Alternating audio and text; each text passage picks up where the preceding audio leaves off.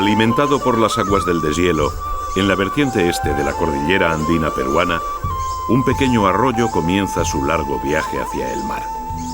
Tras abandonar las cimas de más de 5.000 metros de altitud, convertido ya en río, se adentra en el interior de uno de los parajes más fascinantes del planeta.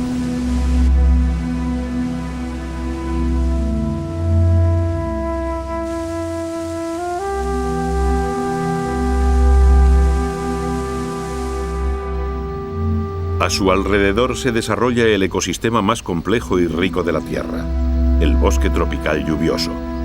Su diversidad de flora es 15 veces mayor que la de cualquier bosque templado del mundo y puede contener más de 4 millones de formas de vida todavía desconocidas.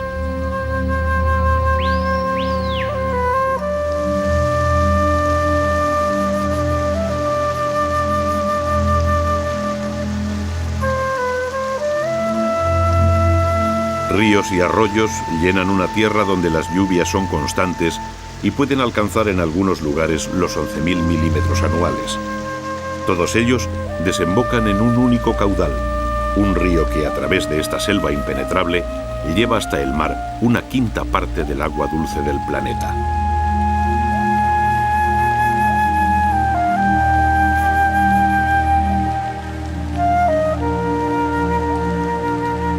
En 1542, Francisco de Orellana, al mando de 50 hombres, recorrió por primera vez el río principal hasta su desembocadura. Entre los numerosos pueblos contra los que guerrearon para lograr provisiones, destacó uno por encima de todos, una tribu legendaria y temida por el resto de los indios de la región. El pueblo liderado por las mujeres guerreras. Los exploradores las llamaron amazonas por similitud con aquellas mujeres legendarias de la tradición griega. A partir de ese momento, el río, que hasta entonces se conocía como Marañón, comenzó a llamarse Río de las Amazonas.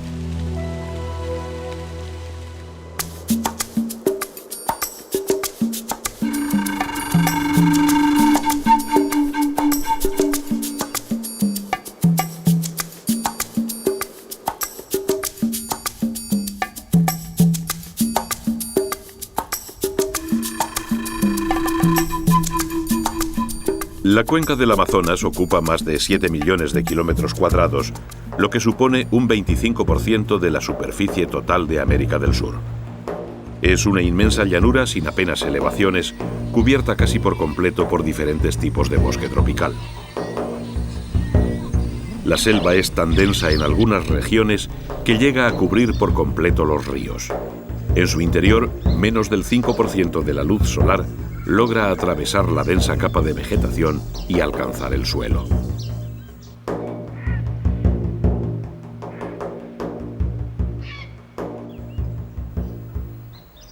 La vegetación juega un papel importante en la ecología local. Su denso entramado impide que los continuos aguaceros erosionen el suelo. Por otro lado, más de la mitad del agua de lluvia que cae sobre estas selvas es devuelta a la atmósfera por las mismas plantas a través de su transpiración. El agua que no es aprovechada por las plantas pasa a formar parte de los ríos. La cuenca es tan extensa que, a pesar de la acción protectora de la vegetación, el Amazonas vierte cada año 1.000 millones de toneladas de sedimentos al mar, y su caudal diario equivale al del río Támesis durante un año completo. En su parte más ancha, la separación entre sus orillas llega a alcanzar los 50 kilómetros. El nivel del río no permanece constante a lo largo del año. Las lluvias estacionales que se producen en las distintas regiones de su cuenca varían su caudal y las mareas de la costa afectan de forma diaria a sus últimos tramos. Al subir las aguas, la escasa pendiente del terreno y la falta de relieve provocan numerosas inundaciones.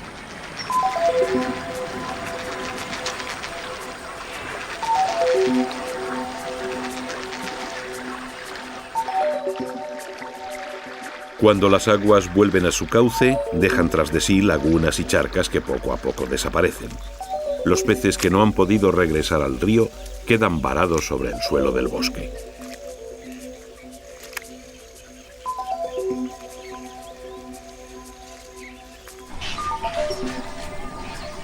No pasa mucho tiempo antes de que las garzas los descubran y bajen a disfrutar de este regalo que les ofrece el río.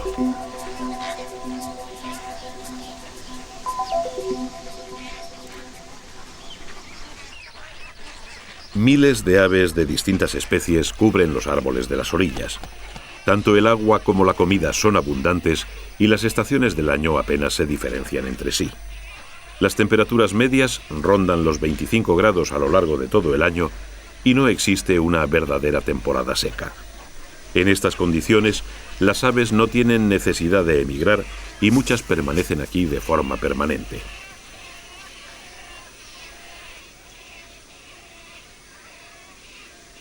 Atraídos por la abundancia de comida, llegan visitantes de la vecina cuenca del Orinoco. Cuando las condiciones de vida en los llanos venezolanos se hacen difíciles, los tántalos americanos no dudan en sobrevolar el macizo guayanés y adentrarse en tierras amazónicas.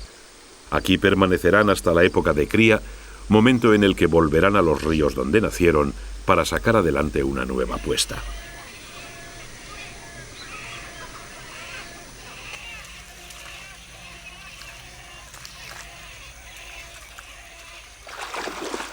No solo las aves disfrutan de la abundancia de peces. Cerca de ellas, un mapache se dispone a buscar su ración diaria de comida.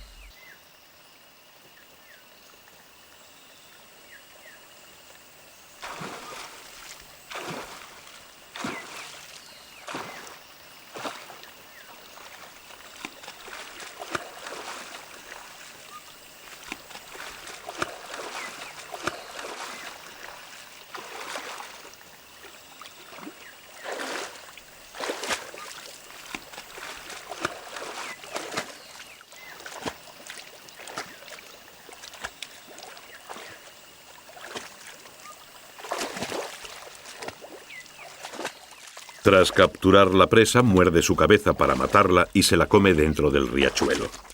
Incluso si la ha capturado en la orilla, la introducirá en el agua antes de comérsela.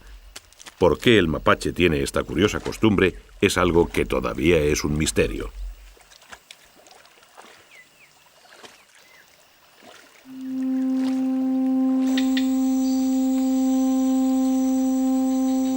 Sobre la superficie de la selva se amontonan restos vegetales y animales en descomposición. A medida que la materia orgánica se degrada, libera nutrientes que son absorbidos con rapidez por el entramado de raíces que llena los niveles superiores del suelo.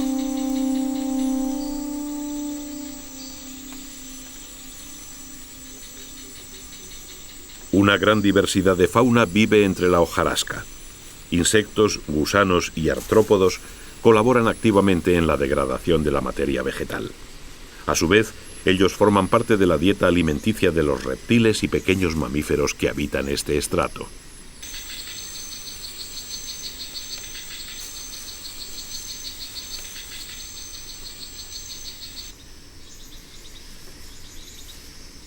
A ras de suelo no escasea la comida y el coatí se sirve de su fino olfato para encontrarla bajo el manto de hojas.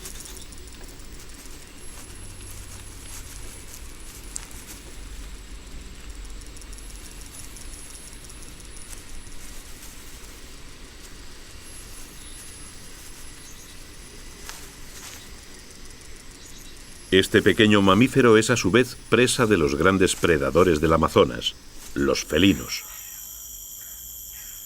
Uno de ellos, un ocelote, vaga por la selva en busca de comida. Por encima de él, un mono capuchino se ha percatado de su presencia. Al igual que el resto de los simios del Nuevo Mundo, vive de forma casi permanente en la seguridad de los árboles, lejos del alcance de sus predadores. No desciende al suelo casi nunca y cuando lo hace permanece en tierra durante el menor tiempo posible. A pesar de ello, el ocelote es un hábil trepador, por lo que el capuchino permanece atento a todos sus movimientos.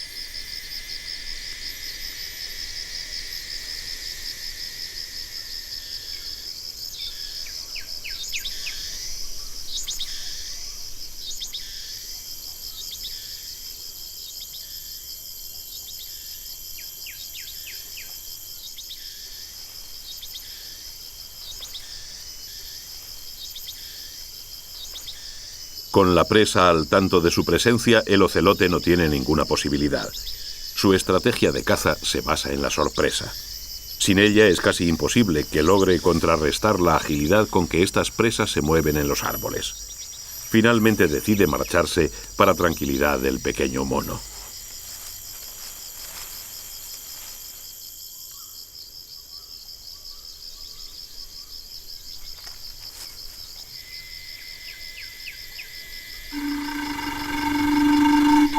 El estrato superior de la selva es un lugar seguro frente a la mayoría de los predadores terrestres. La densidad de la vegetación permite moverse con libertad de un árbol a otro y la abundancia de hojas y frutos garantiza el suministro permanente de alimento. Las plantas han sabido beneficiarse de ello. Al comer sus frutos, los animales llevan en su interior las semillas que más tarde expulsarán con las deyecciones. De este modo logran dispersar sus simientes. En los bosques templados, esta misión la realiza el viento, pero en el interior de la densa selva amazónica, el viento no existe.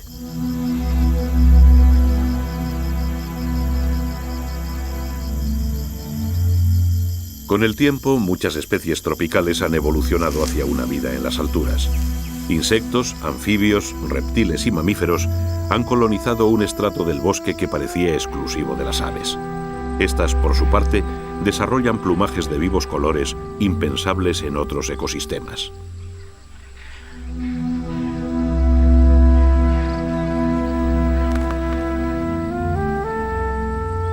En los bosques templados, estos guacamayos serían presa fácil para los predadores del aire. La selva tropical, sin embargo, les protege con un denso entramado de ramas y hojas que dificulta su localización por las rapaces. Mientras las aves vuelen por debajo del dosel de copas, pueden considerarse relativamente seguras.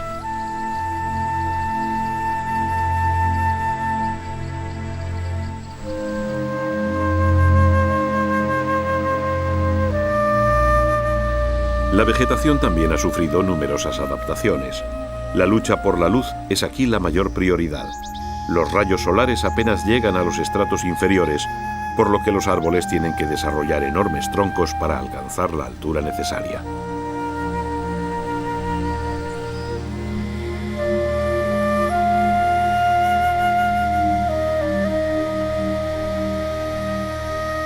Algunas plantas, sin embargo, han encontrado una solución diferente a este problema: asentarse sobre las ramas altas de los árboles. Son las llamadas epífitas. Las especies que así viven no necesitan grandes troncos. Ellas nacen y crecen en las alturas. A más de 40 metros sobre el nivel del suelo, la evolución ha creado un ecosistema complejo y especializado, una selva dentro de la selva. En este espacio, animales y plantas viven y mueren ajenos al mundo que se desarrolla bajo sus pies.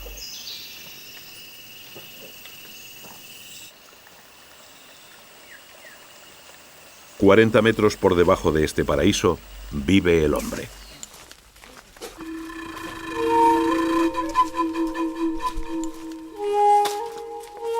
Cuando el grupo de Orellana recorrió el Amazonas, vivían entre 7 y 10 millones de indios en las selvas tropicales de América. Las tribus eran numerosas, pero todas compartían características comunes. Conocían una agricultura rústica y practicaban la pesca, la caza y la recolección. El contacto con el hombre blanco tuvo para ellos consecuencias nefastas. Las nuevas enfermedades traídas por los europeos diezmaron sus poblaciones y aquellos que sobrevivieron fueron capturados y esclavizados. En el siglo XVIII, todos los pueblos que habitaban las orillas habían desaparecido y el número total de indios amazónicos se había reducido en un 90%. Las tribus del interior todavía luchan por conservar sus tierras y su modo ancestral de vida.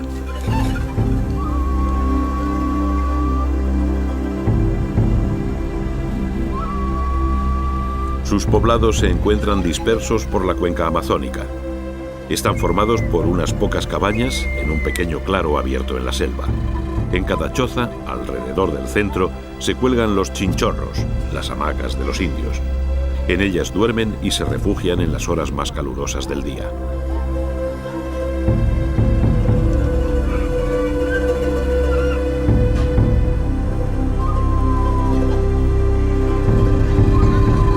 La tierra pierde pronto su riqueza agrícola, por lo que cada cierto tiempo las tribus cambian de ubicación. El daño que los indios producen al bosque con sus talas es mínimo. Los claros que abren en la selva son muy pequeños y en poco tiempo vuelven a cubrirse de vegetación.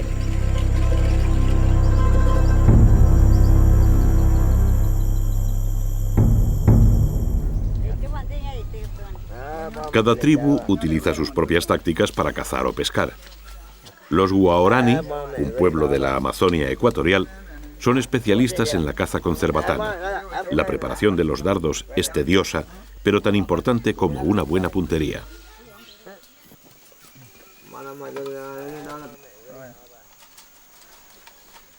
Una vez preparado, el dardo es impregnado con un poderoso veneno vegetal, el curare.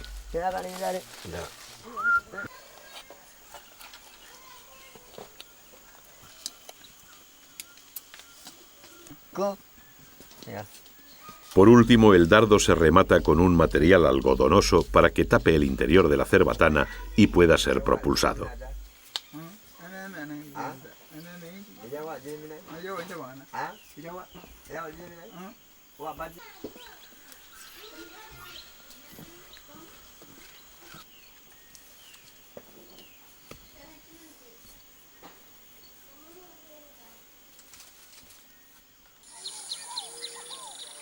Tras proveerse de suficientes proyectiles, la caza puede comenzar y el grupo, con sus largas cerbatanas, se adentra en el interior de la selva.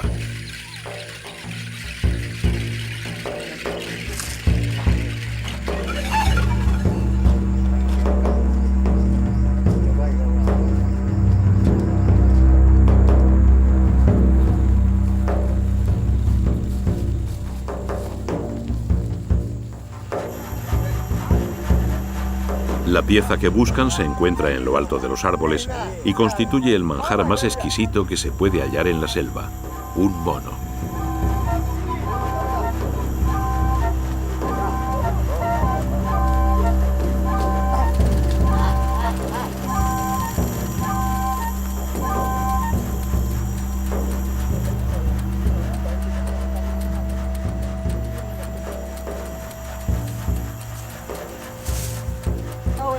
Una vez localizadas las presas, cada cazador prepara su cerbatana y dispara sobre su objetivo con increíble precisión.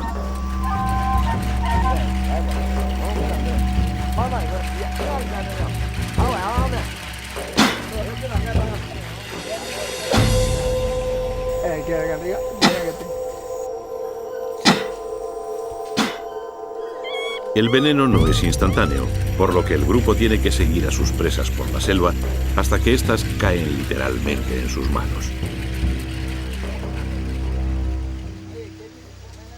Hoy ha sido un gran día de caza y los hombres vuelven orgullosos al poblado.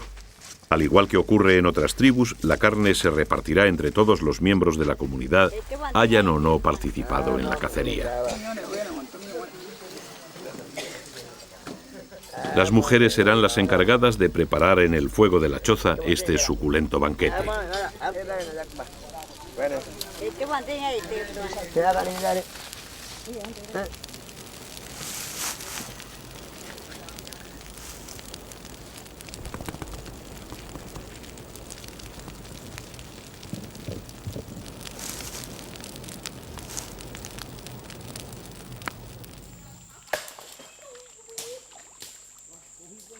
Los poblados suelen situarse cerca de cursos de agua, de modo que no tengan que realizar grandes desplazamientos para beber ni para pescar. En esta actividad también existen diversidad de técnicas y son los indios Yanomami quienes desarrollan la más sofisticada. Mientras un miembro del grupo trenza una hoja de palma para recoger los peces, otros machacan las hojas que previamente han seleccionado.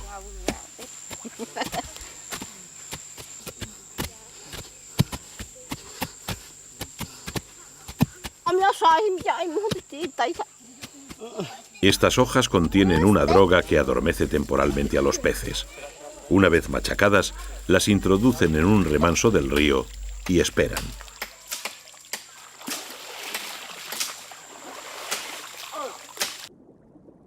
Los peces, drogados, son incapaces de reaccionar y pueden pescarse con facilidad.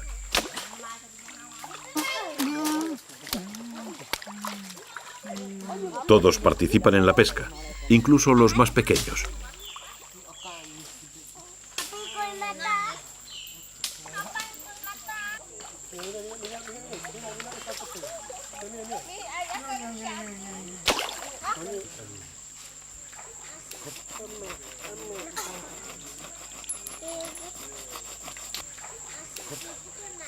La droga tiene un efecto temporal y no es perjudicial para el río. Pronto los peces recuperan su capacidad de reacción y la pesca tiene que finalizar. La cesta se cierra y el grupo vuelve al poblado.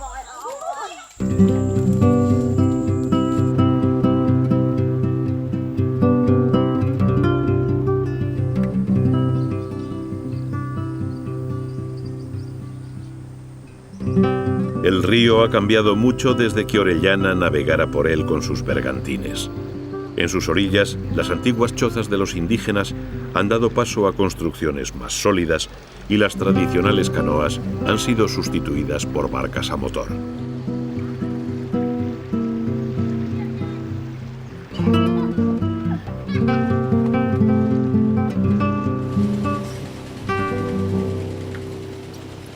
En el interior del río, un ruido permanente señala la presencia de los tristemente famosos garimpeiros, los buscadores de oro.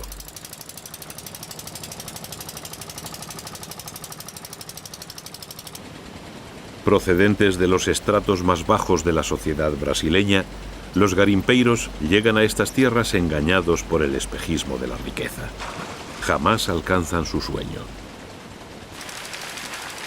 El oro que contiene el río requiere demasiado esfuerzo para extraerlo y los escasos beneficios quedan en manos de los intermediarios, los mismos que les alquilan la maquinaria y les suministran los alimentos a precios abusivos.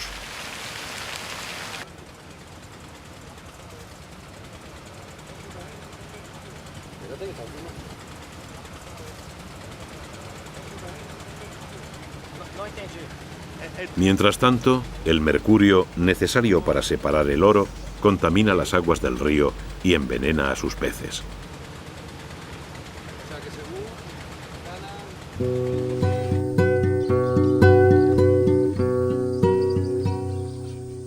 El mercurio no es la única amenaza que pesa sobre este paraíso. Sus bosques se siguen talando para obtener maderas, crear tierras de labor o lograr pastos para el ganado.